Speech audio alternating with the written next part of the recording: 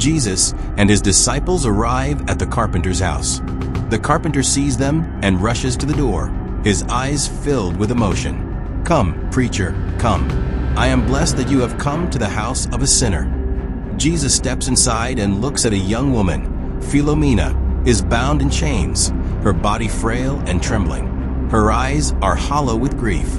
The carpenter turns to Jesus, pleading, "Preacher, look at my daughter. She loved her brother dearly, but after his death, she lost herself. She hasn't spoken since. Just one word from you, and she will be healed.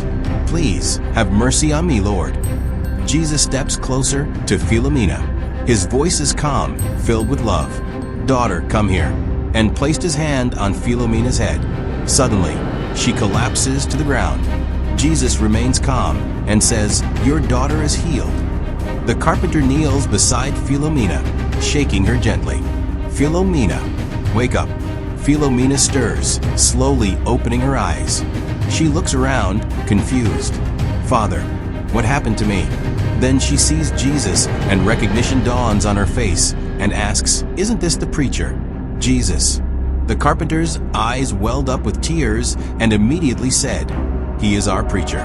He is our God. He has healed you."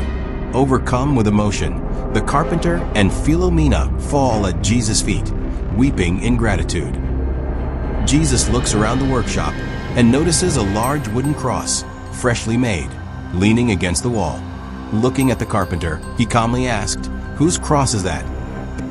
The carpenter looked at Jesus with emotion and replied, "For Barabbas, the man who killed my son. He betrayed his friend." A disciple turns to the carpenter, shocked, and asks, "Barabbas killed your son?" Angrily, the carpenter said he did. "Now he is a prisoner. I built this cross for him myself. When he carries it, his neck will break, and he will die before the crucifixion. Using my carpentry skills, this is the punishment I will give him. Blood for blood, revenge for revenge." Jesus looked at him and said, "You say, blood for blood, revenge for revenge. That is the law of Moses. But I tell you, love your enemies. Overcome evil with good. If someone strikes you, turn the other cheek." Carpenter, his voice filled with pain. "Preacher, do you expect me to let my son's killer go free? Barabbas took my son's life before he could even see his wedding day. I will not find peace until he is dead." Jesus looked deeply into the carpenter's eyes and said, "Truly, I tell you, Barabbas will not carry this cross." Silence. The words hang heavy in the air. The carpenter's eyes widened in shock and asked, "What? If not Barabbas, then who?" Jesus doesn't answer. He turns and walks out of the house, leaving the carpenter standing in stunned silence. As darkness falls, a group of servants and priests with fire sticks walk up the mountain. Judas is with them. In the distance, the crowd sees Jesus kneeling and praying. Judas points his hand in the direction of Jesus. At night, people were gathering and walking in front of the carpenter's house.